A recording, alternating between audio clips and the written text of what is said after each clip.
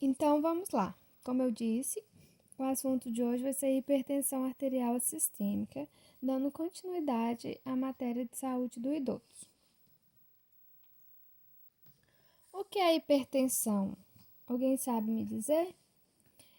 A hipertensão arterial, ou mais conhecido como pressão alta, popularmente dito aí, né? Ela é uma doença crônica caracterizada pelos níveis elevados da pressão sanguínea nas artérias. Lembra lá quando a gente estudou o sistema sanguíneo, que o sangue oxigenado vem pelas artérias? Então, é esse nível elevado de pressão sanguínea que vem nas artérias, que as artérias é a que recebe a maior pressão do sangue, né? Lembra que elas são as que têm mais pressão. Ela acontece quando os valores da pressão máxima e pressão mínima são iguais ou ultrapassam a 140 por 90 milímetros de mercúrio, ou, popularmente dito, 14 por 9. A pressão alta faz com que o coração tenha que exercer um esforço maior do que o normal para fazer com que o sangue seja distribuído corretamente no corpo. Então, quando o coração exerce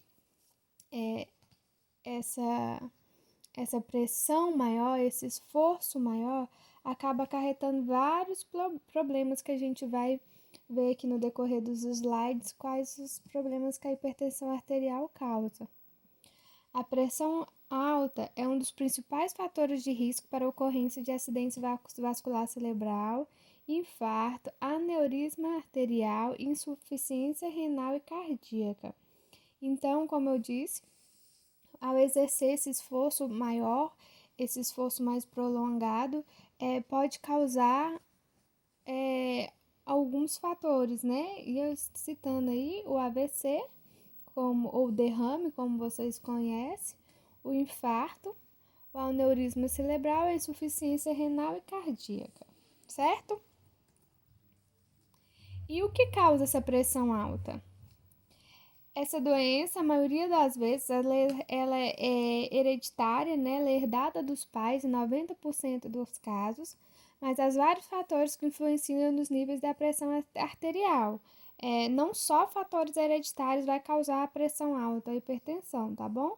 As pessoas que fumam, que têm consumo alcoólico alto, né? Não as pessoas que bebem socialmente como nós, mas as que consomem muito álcool, as alcoólicas. Obesidade é um fator de risco gravíssimo. O estresse do nosso cotidiano, hoje é muito comum as pessoas terem pressão alta devido ao estresse que o cotidiano causa. O elevado consumo de sal, quem come muito sal aí sabe que ele causa pressão alta, até quando a gente fala que tá com a pressão baixa, a gente pede para pôr um pouquinho de sal debaixo da língua para aumentar, subir um pouquinho essa pressão arterial, né? Níveis altos de colesterol e comida gordurosa, né? Falta de atividade física. Além desses fatores de risco, sabe que a incidência da pressão alta é maior na raça negra, em diabéticos e com o aumento da idade. Então, o pior fator, os principais fatores de risco, que além da hereditariedade, quase que a palavra não saiu, que acarretam a pressão alta, são esses que eu citei, certo? E quais são os sintomas dessa pressão alta? O slide ficou com uma falha ali. Os sintomas da hipertensão costumam aparecer só quando a pressão sobe muito. Pode ocorrer dores no peito, dor de cabeça, tontura, zumbidos, dores no ouvido, fraqueza, visão embaçada e sangramento nasal. Quando a pressão começa a subir, ela vai subindo gradativamente. Então, quando chega a um nível muito alto, é que a pessoa começa a sentir esses sintomas. E aí, o ideal é vocês aconselharem, quando esses sintomas acontecerem, procurar um centro médico, né, uma unidade de saúde, para que seja ferida essa pressão, para ver o nível que está e fazer um acompanhamento. O acompanhamento da pressão arterial das pessoas hipertensas, ele é um acompanhamento contínuo. A hipertensão arterial ela é considerada uma doença crônica, uma comorbidade, né? Então, ele tem que ser acompanhado no PSF. Os programas de saúde hoje permitem que os enfermeiros façam a prescrição de medicamentos de programas. Lembra que eu expliquei isso para vocês lá quando a gente estudou ética? Então, uma desses programas é o de hipertensão. Então, alguns medicamentos para hipertensão arterial podem ser passados pelo enfermeiro, mas para iniciar o tratamento é com o médico, tá? Só para esclarecer melhor. Por falar em tratamento, vamos lá aprofundar um pouquinho nele. A pressão alta ela não tem cura, como eu acabei de dizer, ela é uma doença crônica, ela é uma comorbidade, mas ela tem tratamento, pode ser controlada e pode ser controlada. Somente o médico poderá determinar o melhor método para cada paciente. Como eu disse, o enfermeiro pode passar a medicação, mas essa medicação quem vai prescrever é o médico. O enfermeiro vai apenas renovar uma receita, algo do tipo, entendido?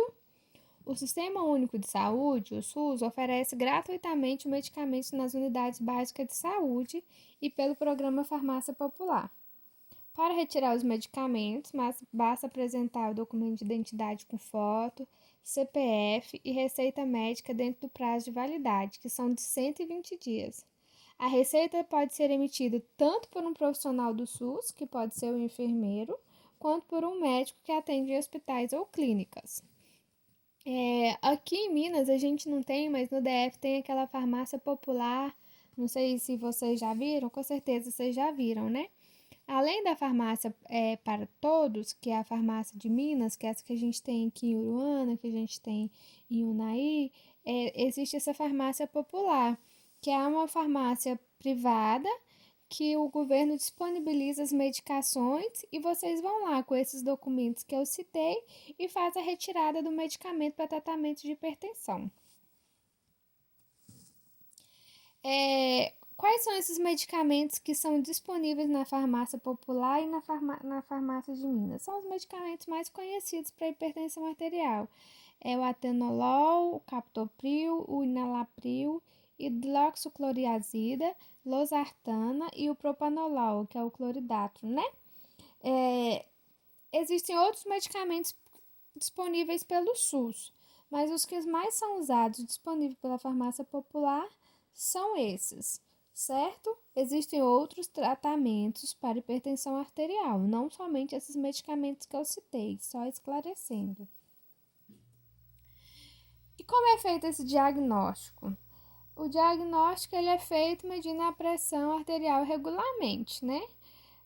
Pessoas acima de 20 anos de idade têm que medir ao menos uma vez por ano.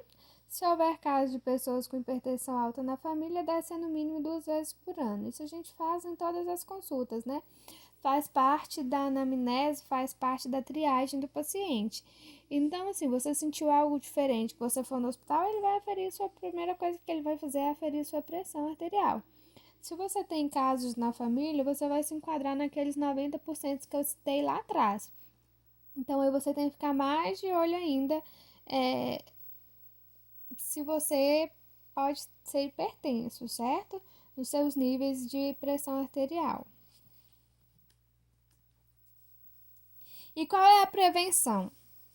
Além dos medicamentos disponíveis atualmente, é imprescindível adotar estilo saudável de vida, manter o peso adequado, se necessário mudar hábitos alimentares, não abusar do sal, um dos principais fatores, utilizando outros temperos que ressaltam o sabor dos alimentos, praticar atividade física regularmente, gente, isso é muito importante, aproveitar momentos de lazer para diminuir o estresse, abandonar o fumo, quem é tabagista e é hipertenso, você agrava muito o seu estado de hipertensão arterial.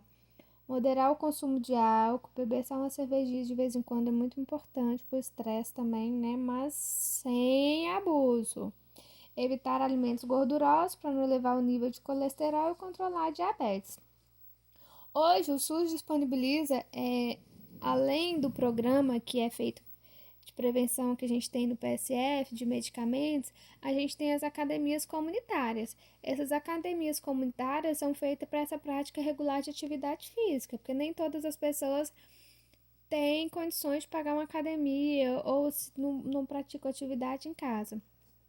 Mas vocês podem aconselhar para o seu paciente que não tem como fazer atividade física, nem que seja nas academias populares, com os educadores físicos, ou que vá nessas que a gente tem na pracinha mesmo, a fazer uma caminhada diariamente. Uma caminhadinha de 10 minutos ajuda muito na saúde dessas pessoas hipertensas. É o que a gente mais aconselha. E mudar os hábitos alimentares, comidas ricas em fibras, menos gorduras, mais leguminosos, rico em alimentos, folhagem verdes, esse tipo de alimentação que a gente sabe que é saudável. Ingerir muita água é muito importante, eu não citei ali, mas é muito importante para quem é hipertenso, tá bom? E mudar o hábito alimentar, mudar o hábito a rotina mesmo, para poder manter esse tratamento, manter os níveis estáveis da hipertensão arterial.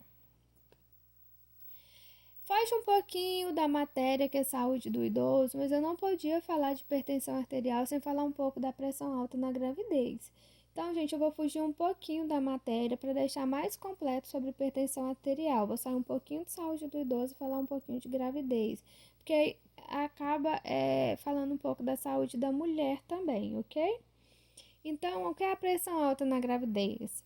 Elas são alterações hipertensivas na gestação, estão associadas com complicações graves fetais e maternas e um risco maior de mortalidade materna e perinatal. No país em desenvolvimento, quase que a palavra não sai de novo, a hipertensão gestacional é a principal causa de mortalidade materna, sendo responsável por grande número de internações nos centros de tratamento intensivos, na UTI, né? Como é feito o diagnóstico da hipertensão na gravidez? O diagnóstico é feito quando os níveis pressóricos, as palavras difíceis quase não saindo, são iguais a superiores a 140 por 90 mg de mercúrio, igual para todo mundo. Os distúrbios hipertensivos durante a gravidez são classificados em 4 categorias: hipertensão crônica, pré-eclâmpsia e eclâmpsia, pré-eclâmpsia sobreposta à hipertensão crônica e hipertensão gestacional. Durante a gestação, algumas mulheres ficam vulneráveis à pré-eclâmpsia, que é a hipertensão arterial alta, que ocorre a partir da 20ª semana da gestação. Esse problema pode evoluir para uma eclâmpsia. Na eclâmpsia, ocorre um descontrole da pressão arterial, colocando em risco a vida da mãe e do bebê. Segundo os dados do Ministério da Saúde, a hipertensão na gestação é uma das maiores causas de maternidade de mortalidade materna. E qual o tratamento durante a gravidez? O tratamento da pressão alta leve na gravidez deve ser focado em medidas não farmacológicas. Já na forma moderada grave, pode-se optar por tratamento usual recomendado para cada condição clínica específica.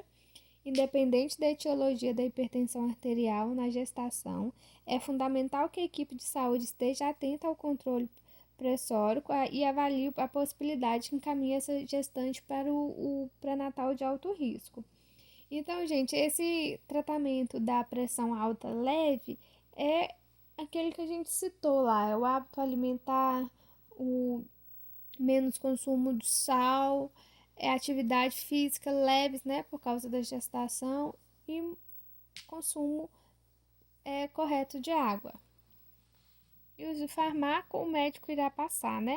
E ter cada caso é um caso, no caso da gestação. Lá no início eu falei que os rins também são afetados, quando eu citei AVC, quando eu citei um infarto, lembra? Então, como os rins sofrem na hipertensão arterial? Aqui eu pus uma imagem do rim normal e do rim quando ele da pessoa hipertensa. Ele é meio que nefronecrose que fala, tá? A pressão alta é uma doença muito comum que acomete 1 em cada 5 pessoas. Entre os idosos, ela chega a atacar 1 em cada 2 pessoas, Também as crianças podem sofrer de pressão arterial alta, tá? Só para vocês saberem também. Mas o que a pressão alta tem a ver com insuficiência renal? A relação entre a hipertensão e a saúde do rins é muito próxima. O que acontece é que as artérias e as arteríolas, lembra das arteríolas, que são as ramificações mais finas das artérias, também são afetadas, resultando em perda progressiva da função excretora do rins, o que leva ao aumento da pressão alta, que ocorre o acúmulo de líquido, né? E aí sofre essa pressão nos rins e a pressão arterial é elevada. Hipertensão crônica. Lá voltando na gravidez, é observada antes da gravidez ou antes da 20ª semana de gestação, ou ainda diagnosticada pela primeira vez durante a gravidez e não se resolve em até 12 semanas após o parto. A pessoa se torna hipertensa. Ela adquire a hipertensão gestacional e, não resolvendo após 12 semanas do parto, ela se torna hipertensão crônica. Ela vai ter a pressão alta pro resto da vida, resumindo, né? O que é pré-eclâmpsia e eclâmpsia? A pré-eclâmpsia, ele é um distúrbio vascular generalizado que ocorre após a 20ª semana de gestação e pode se manifestar até 4 a 6 semanas após o parto. É clinicamente definido pela pressão alta e proteinúria, perda excessiva de proteínas através da urina, com ou sem inchaço causado pelo acúmulo líquido dos tecidos de edema. E o que é eclâmpsia?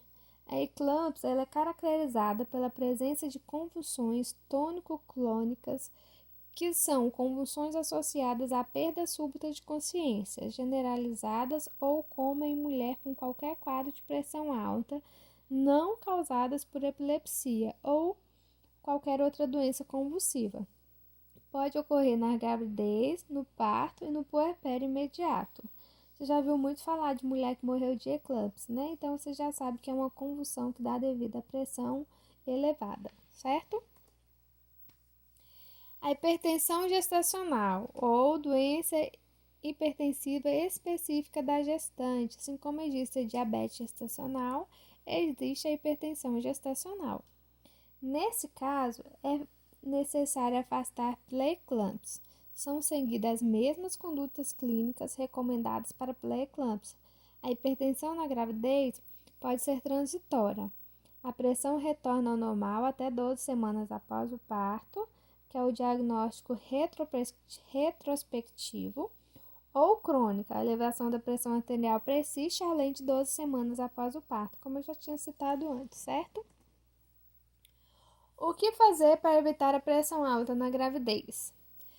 Para evitar a hipertensão na gravidez, é essencial comparecer a todas as consultas de pré-natal. Fazer o acompanhamento do pré-natal é essencial para toda gestação. Em todas elas, a pressão deve ser aferida. Também é importante ficar atenta a sintomas como dor de cabeça, perna inchada ou ao levantar, náuseas, vômitos na segunda metade da gravidez. Manter hábitos saudáveis também é imprescindível, por isso você deve consumir frutas, verduras, legumes e reduzir frituras, a gordura e o sal. Lembrar que o sal também está presente em alimentos doces, como os refrigerantes e biscoitos, bolachas. Praticar atividade física, evitar o uso de substância que aumenta o ritmo cardíaco, como café. Caso seja fumante, procure abandonar o tabaco, né? Como a gente vem dizendo desde o início dos slides. Quais são os valores ideais da pressão arterial? Considere se a pessoa é hipertensa, se medindo a pressão arterial em repouso, obtém esse valor a partir de cima de 140 por 90 milímetros de mercúrio. Estou só relembrando, tá bom, gente? Só dando uma revisada no que já foi dito. Acima deles, a pressão é considerada elevada. Abaixo é normal. Qual que é o valor ideal da pressão arterial? Todo mundo sabe que é 12 por 8, certo? Esse valor, independente da idade, tanto faz se a pessoa tem 20 ou 60 anos. Por isso, o jeito é ficar de olho continuamente. Isso só é possível medida a pressão, pois a sua alteração não apresenta sintomas. A hipertensão arterial ela é quase que assintomática. Relembrando como é feito o diagnóstico da hipertensão. O diagnóstico pode variar conforme o momento em que surge a hipertensão. Quando os valores apresentam-se alterados durante a consulta médica, também em caso o paciente é diagnosticado hipertenso.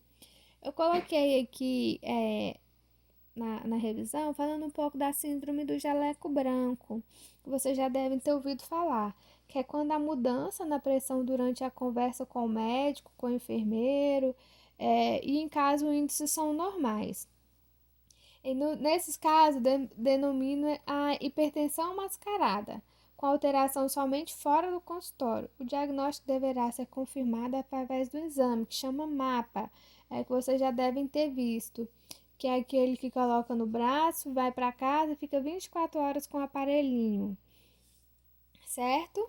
Aí ele vai acompanhar a variação da pressão durante todo o dia em diversos momentos, até quando você está dormindo.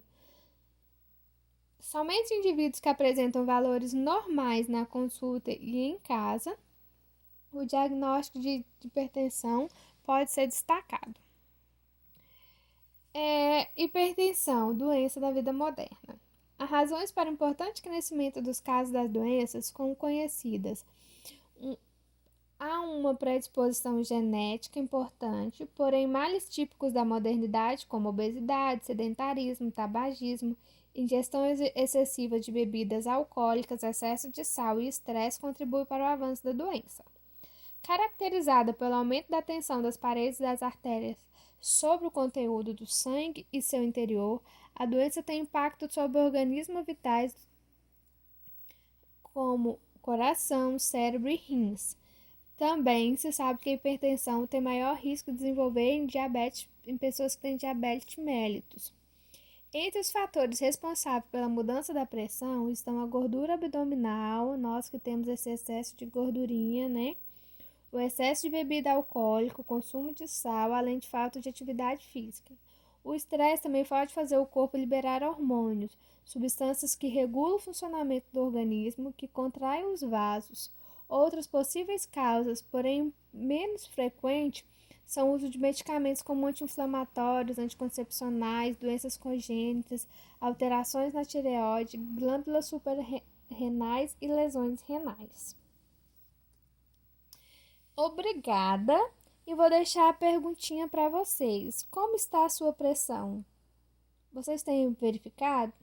Nessa época que nós estamos vivendo, essa época de pandemia, é muito importante a gente ressaltar e lembrar que vocês devem preocupar com a saúde de vocês, sofrer menos estresse, procurar ajuda no caso de depressão, que está sendo muito comum. Converse com um amigo, converse com a professora, não surtem durante a pandemia, tá bom? E nem surtem de saudade da professora, que a professora também está morrendo de saudade de vocês. Gente, obrigado pela atenção. Como eu já disse no início da aula, eu vou repetir. Estou à disposição para qualquer dúvida que vocês tenham. Espero que a aula tenha sido esclarecedora e proveitosa. Tá bom? Beijos de luz e até a próxima aula.